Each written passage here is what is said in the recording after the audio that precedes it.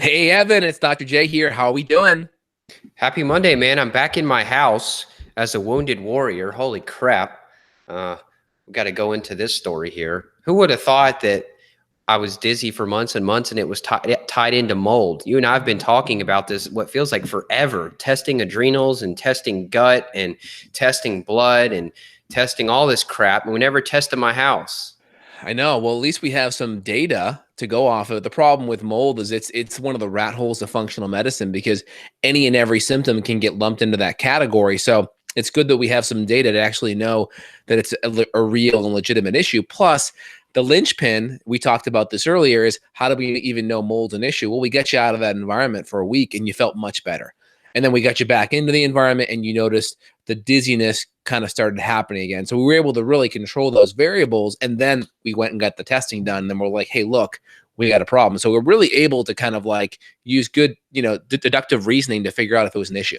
Yeah, so basically what happened is, folks, I'd been dizzy for several months. I documented in my little health symptom journal back in July. We're talking now January, the next Mm-hmm. year, that I said, I'm dizzy for no reason. And it just kept getting worse and worse and worse. When I was driving, I was fine. But when I'd get to my destination, I would get worse. Walking down aisles like in a grocery store would make me real dizzy. And couldn't really figure out what was going on. I would track blood sugar, I would track blood pressure. I thought it was some issue there, but it wasn't. It was all mold because when we went to this extended stay hotel, my wife and I, my daughter, the dog, we took everybody. Guess what? Within just a few days, I woke up and I wasn't dizzy anymore. And then, we got the house treated with an enzyme-based solution that's supposed to kill all the mold. But I'm still waking up dizzy just a bit, not as bad for sure. Symptoms are better, and I was kind of talking to you off air. I'm doing some charcoal. I'm doing some acetyl glutathione. I'm doing this formula called Agramax, which is like a sinus rinse. I'm squirting all this crap in my sinuses to try to kill mold in my sinuses. So I'm like going all in on this thing. And, hopefully we're getting into another house and we're going to sell this house. So hopefully that's going to be the miracle cure for me. Yeah, that makes a lot of sense. And the nice thing is we were able to use, I think we were use the immunolytic lab. That was one of the labs we used. And we were able to get some data on the fact that there was some mold in the house. And one of the cool things we knew is that your office was one of those areas that was really clean. And you always notice that when you're upstairs seeing patients or talking with patients over the phone and Skype, that you just felt a lot better. And then when you came out, that's where it really hit you, right? Yeah, exactly. So if you go on my Facebook page, people can look up the pictures of the plates I posted there. The top left picture, there was a series of 5 plates that we used. The top left picture, there was actually zero mold, no growth at all. And that's the office that was upstairs where there's no ductwork or anything connected to the downstairs. And so, every time I'd get off work, I'd go downstairs and I'd sit at the dinner table and eat dinner. All of a sudden, I'd get this dizzy spell. And I couldn't figure it out. And my wife and everybody else said, oh, well, maybe it's just the workday catching up to you. Maybe it's the stress of the workday. It's affecting you later. And I didn't buy it. I was like, no, I enjoy my job. I'm not stressed about it. I feel fine. It's when I come downstairs, I'm dizzy. Well, duh, there's your answer. I was going from a non-moldy environment to a moldy environment. So we've got a list of symptoms, and I'll just read through these. And these are a list of symptoms that can be associated with mold. And it's weird because I was having more of these like neurological symptoms rather than kind of the typical stuff. My voice sounding all weird. This is because I got the flu. This has nothing to do with the mold. Maybe the mold weakened my immune system and I Yes, got the flu that because makes of it, sense. but I'm not stuffy because of mold. I've not been stuffy the whole time. So symptoms, it could be fatigue and weakness. It could be headache or light sensitivities, concentration problems, poor memory. We could throw brain fog into the mix, skin sensations like tingling, numbness, shortness of breath, sinus congestion, coughing, appetite swings, body temperature regulation problems. You're peeing a lot or you're really thirsty. I did notice that. I wasn't peeing a lot, but I was real thirsty. Uh, did we say mood swings? Mood swings is on Mhm. there. Abdominal pain, any issues with the gut. So, like constipation, diarrhea, bloating. And then vertigo is actually on the list.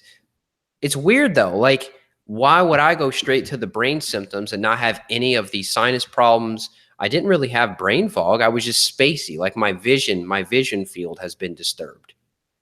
100%, man. 100%. So it was really good that we were able to figure that out. Now, a couple things that kind of motivated this is you get a new house as well, which is pretty exciting. Was not necessarily 100% because of the mold, maybe because of other reasons as well. Any comments there? Yeah, I mean, I'm looking forward to getting the heck out of here. This house is too small. You've been telling me the whole time, Evan, when you have a growing family and you're working from home, you need to have room to work. And I'm like, oh man, I'm a minimalist. I'm fine. I don't need more room. Trust me. You're right. Dang it. So Well, that's exciting. Yeah, I think you already shared it with everyone that you're having a second child coming soon. So that's exciting. yes. That'll expand things a little bit. It's another great reason to expand. And the mold thing is a good motivating factor as well, even though it's been remediated in the house, which is great. That's really good to know. Well, But you and I kind of chatted too. I mean, we were kind of joking. I said and actually my wife came up with this joke, so I'm going to give her the credit. She says, "Yeah, it's like a bad girlfriend. Once she cheats on you, you never trust her fully again." yeah, And that's how we feel about the house. She kind of cheated on us, and even if we do get it remediated, you always have this sort of thing like, "Oh my God, do we have mold again?" And like if I have a headache, oh, it's mold. Oh, your joints hurt. It's mold, so we would just freak ourselves out all the time anyway. So it's probably better just to leave. and did you get the testing results back on the new house yet? I did not. Those are pending. I did get a radon report, which Yeah, supposedly anything above 4 is bad, 4. I think. Yeah. This one showed up at like a 3.7. Yeah, I would still get the radon remediation. In my house, it came back as an 8. Oh, And man. after the but that's pretty common though. That's not Oh, even okay. a big deal. But after the remediation, because what they do is they drill and they put this little pipe into the concrete, and that Mm. basically aerates and allows the house to breathe. And then since that, because there's like literally a meter in my basement, and I can go down there and look, and my radon's at 0.5 right now. Wow. So, I mean, it's worth it. If you can go from 3, especially if I'm inside working, breathing it in all the time, it's going to be good to take it from 3.7 to lower.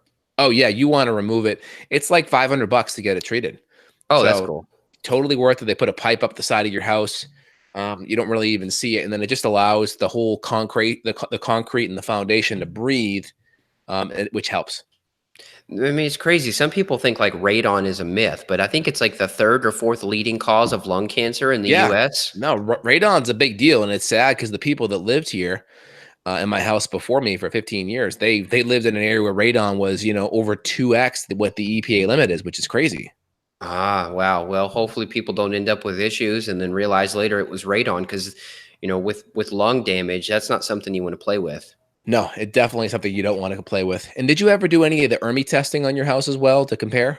I had talked about with this real-time labs company doing some of theirs. They call it the EMA test, Yeah. EMMA, which is supposed to Yep. be even better than ERMI, but I didn't do it. I could go back and do it, but I mean, I've already got enough reason to leave, so I'm just going to leave. Uh, Yeah, that but makes sense. but I saw all the puddles in the crawl space, and that was a whole different issue. That was a And plumbing issue, right? That was that was a causing the plumbing root cause? issue. Yeah, so there was a pipe that connects to the outside water spigot, and every time that water spigot got turned on, it was like Niagara Falls in the crawl space. And of course, it's got all that plastic barrier in there, so that water had nowhere to go. So I took a flashlight in there, and all these little puddles were just everywhere, and that's why our floor was so moist because that water was trying to evaporate up into the floor, and then that was creating a high humidity in the home, around 62% humidity. And the mold remediation people said we've never seen that much kitchen cabinet mold that quickly. I mean, we're only talking 10 months and that much Wow. had formed already. I didn't know what I was Wow. looking at. When I hear mold, I'm thinking the black stuff. I didn't Yeah. know this little like white, dusty looking stuff could be mold too, sitting at the bottom of where the horizontal and the vertical plane of the kitchen cabinet Yes. connected, that little 90-degree angle. That's where all Mhm. this little white looking dust is. And that's mold, but I didn't know what I was looking at. So Totally makes sense. Now, there's a couple different families of mold. Let's go over the different families and kind of make sense of them for everyone else here. So, mold comes in three to four major families. Let me pull up my little list here, my little cheat sheet. Hold on. We have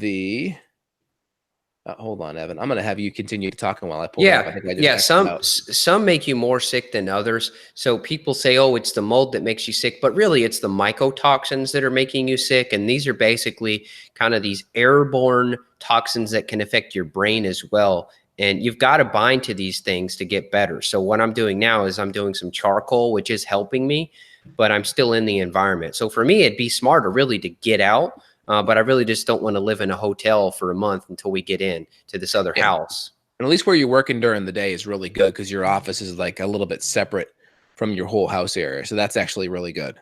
Yeah, yeah, it's clean up here, and luckily they didn't have to. I think they remediated up here anyway. They did, yeah, just in case, because we were coming from downstairs to upstairs, and the mold spores could be on your clothing, and then that could fall off and then start to colonize a different area. So I mean, it's like a virus once this thing spreads. So they did remediate up here. It was amazing. The whole house smelled like clove. I think that's one of the ingredients in this enzyme Oh killer. yeah, totally makes sense. The whole house smelled just amazing when we came back into it. Totally. So you have three major families of mold. You have the aflatoxin, you have the ochratoxin, and the trichothecene. Now, aflatoxin are like the major Aspergillus species, the Aspergillus flavus and parasiticus. And then the ochratoxin has a whole bunch of different other Aspergillus types and penicillium-like species. Albertinus, Alaceus, Arachomomius. It's like totally crazy lingo. So you have the Aspergillus and the aflatoxin, Flavius, and the parasiticus, and then all the other Aspergillus and penicillium, and then the trichothecene. This is where you have the Stachybotrys. That's the the black mold, the Fusarium as well, the Cephalosporium. That's kind of a mold they actually use to make cephalosporin, which is actually an antibiotic too, which is kind of interesting. And then the Trichoderma, the Trichothecium, and the Verticimonosporium. Man, this is like going to like one of these spelling bees here. Yikes. So in general, those are the big molds there. And again, there are some of these molds are also in foods too. And again, the big things you're going to see in the foods are primarily going to be grains are going to be the big ones. A lot of dried foods, nuts, seeds, and beans. Those tend to be the big ones that you're going to see on the food side of the fence. So if you're doing like an autoimmune paleo stick to start, that's going to eliminate a lot of the big food vectors. So if you are sick, starting with an autoimmune paleo template does kind of by default remove a lot of those foods, even though that's not the goal.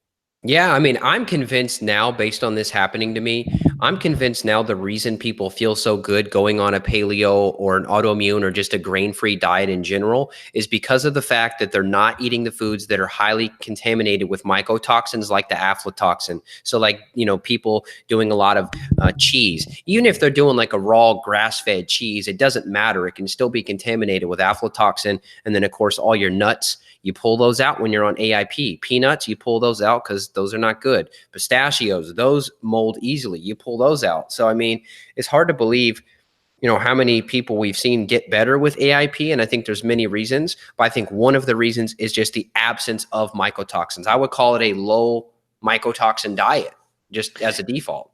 100%. And someone asked, do all seeds have that? I would say no. Again, soaking them is going to help, and letting them dry out is going to help. I also do some in a little bit of a nut butter form, which I think may be better just because they're not sitting around in an environment where they could get moldy. They're more, trapped and air tightened, so to speak. But in general, my philosophy is get really healthy. And then when you add these foods back in, as long as you can tolerate them and as long as you don't have a significant exacerbation or flare up of the symptoms, then you're probably going to be okay. So we always like to have the mindset of let's start with a clean slate before we make too many major changes. And we'll just try to buy the best quality things that we possibly can. And if we can sprout them and make sure they're soaked ahead of time, that's helpful too. I feel like the roasting process of like an almond butter, that's probably a good idea Better, because yeah. I doubt they're letting those almonds sit and get moldy and then they're roasting them. And even then, I feel like the roasting, depending on the temperature, maybe the high temperature would kill some mycotoxins anyway, as opposed to doing like raw almonds. I personally don't eat any like raw almonds, just by a handful. Yeah, I know they've done a lot of mycotoxin tests on some of the coffee that's out there. And I know Dave Asprey promotes his being like kind of a low mold or a mycotoxin free coffee, but others have also tested, very low mycotoxin as well. So I think that roasting process does help and make a difference. Yeah, there was a whole big falling out with Dave Asprey and Joe Rogan. He went on his podcast like five, I 6 years know. ago, and then Joe said, because Dave made the comment like, oh, it's very expensive to test all these other brands for mycotoxins. And then Joe's like, well, how much? Is it like $500 to test, Starbucks? Because I'll pay $500 and we'll go test it. And then I guess he did test it. You'll have to go look at the interview so I don't I butcher saw it. it. It was with Dr. Rhonda Patrick, 2015. And then basically they tested Pete's and Starbucks and a bunch of other ones also came back low as well. So, hey, is what it is. So basically, you don't have to pay 19 bucks a bag or a pound if you don't want to. Uh, we've talked with Dave; he's been on our podcast, and so I've got nothing against it. But if you can spend 12 bucks and still get if you're like budgeting and you can only spend 12 bucks a bag versus 19, well, then spend 12 if you know that it's going to be clean and you're not going to get sick from it.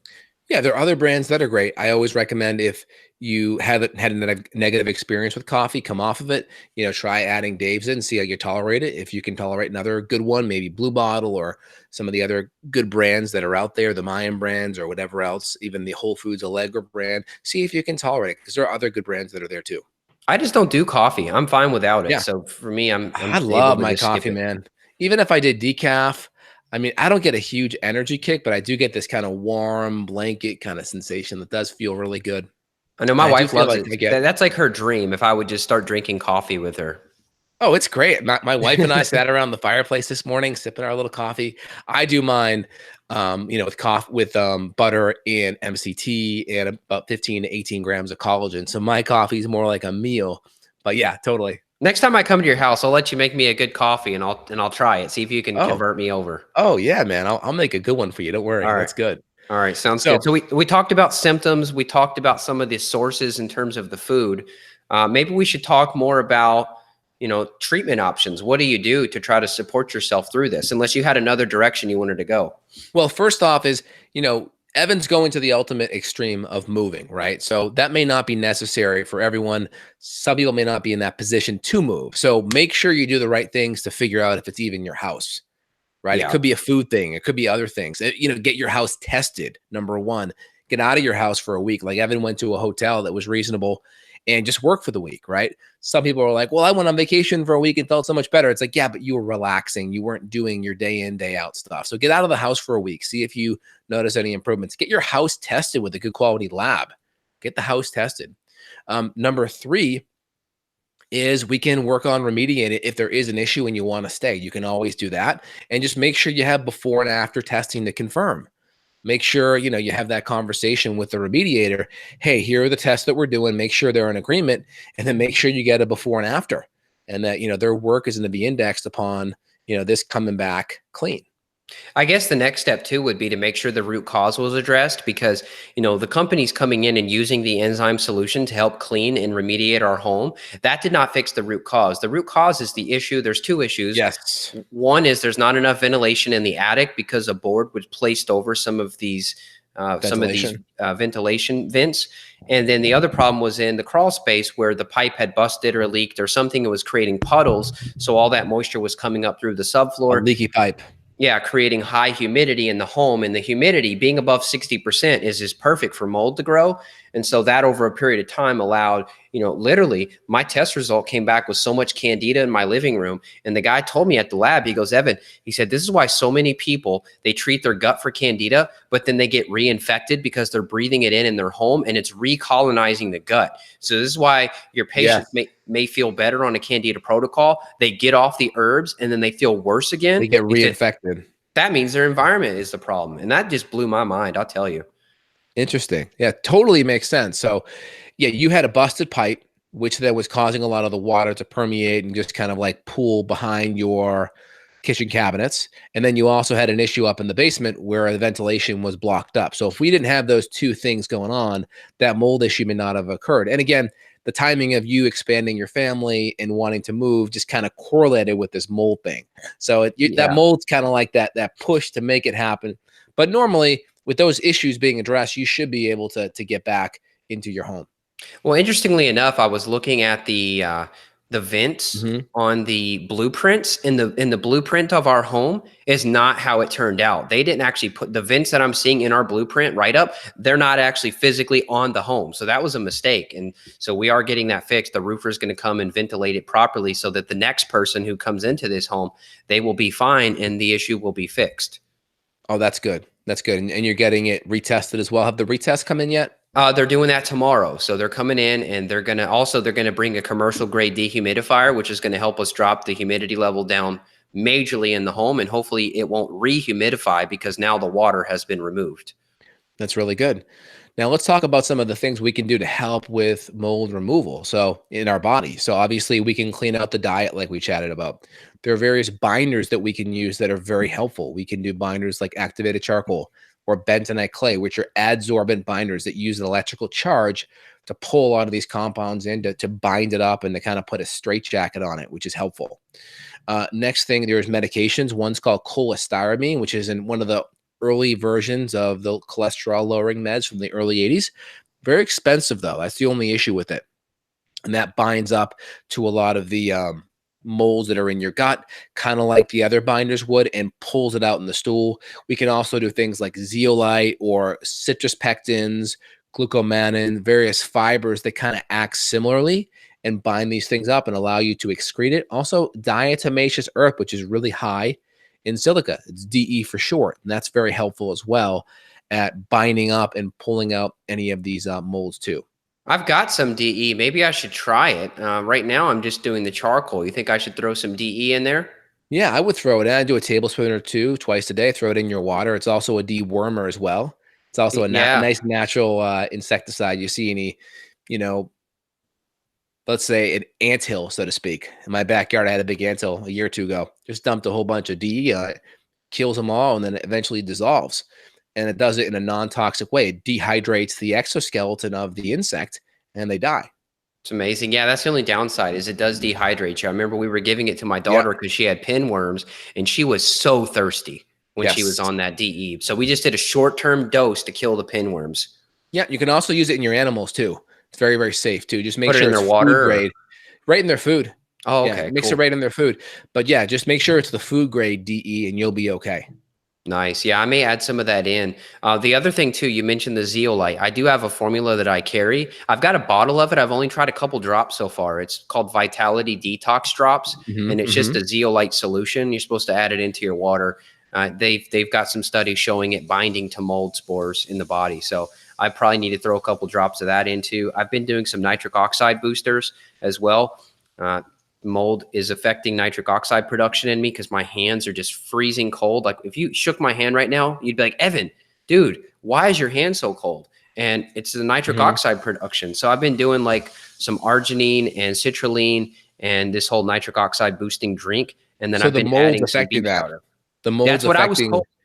Yeah, I talk with the pharmacist at the lab of Immunolytics, this guy named Walter. He's in his 70s. You and I probably need to get him on the podcast. He's like a genius.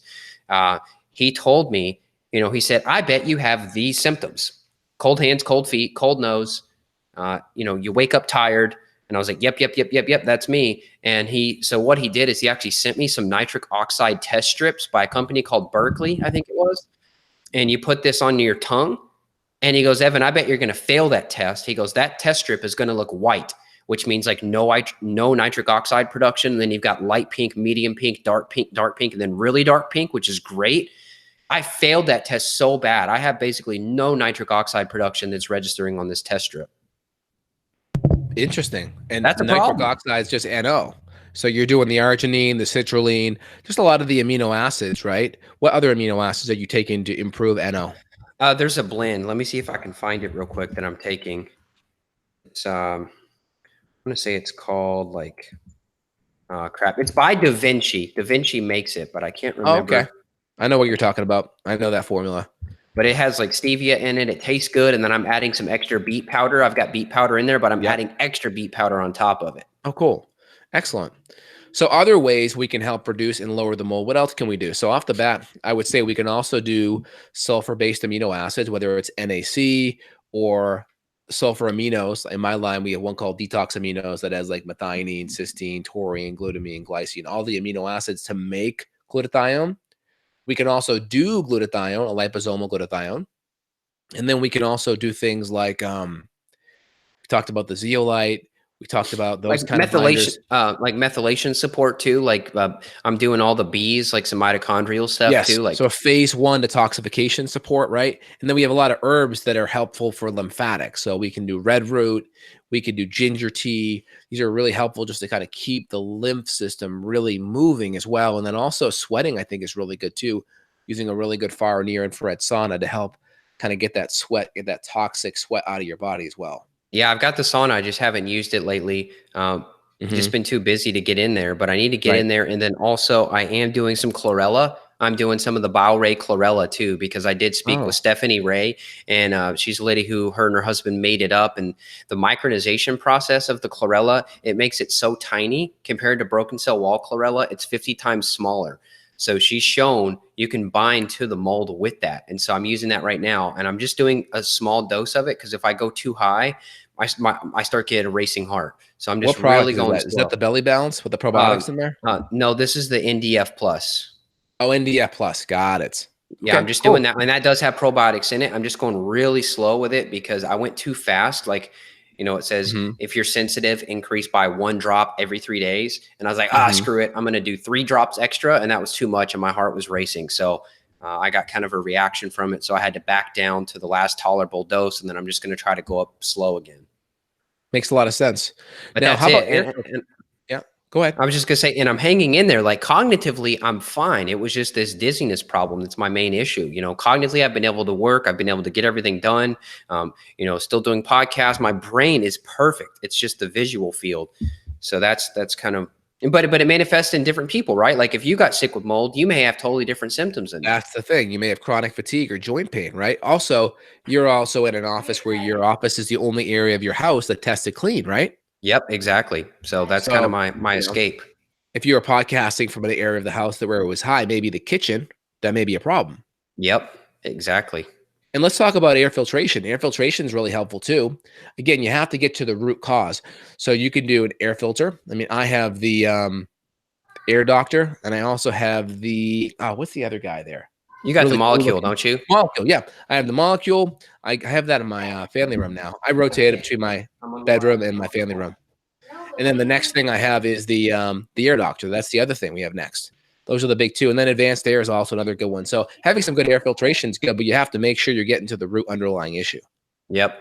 My wife's stalking me. She said the ladies here, we've got a lady here that's going to come look at my trees and see if we can move any of them to the new house. So I guess I have to wrap this thing up. But that was the last thing I was going to say anyway, is get an air filter.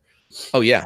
That's the last major And I thing. have it. And I have the Air Doctor. I have it running 24/7 up here. So maybe that was like an insurance That's keeping policy it that clean. helped me. Yeah. And what do you think about a dehumidifier at all to help lower the Yeah, humidity we levels? probably need to get one, but hopefully in the new house, the humidity is regulated on its own, and then we don't have to get one. But I have it on my wish list. I found a good one. I just don't know if I need it yet. I'm just going to take some measurements of the new house first and see before I go and spend $300. Yeah, and you're getting to the root cause, which is key, which is that pipe leak and then the poor ventilation. So that should be the key thing to kind of help regulate it. That's good. Yep. So if I'm like, 40% humidity at the new place, I'm just not going to worry. But if I see I'm 50, 60, then I'm going to have to probably buy one. Well, very good, man. I think we're on the right track. Anything else you wanted to answer regarding any of the questions? I think we did a good job hitting all the major points here today.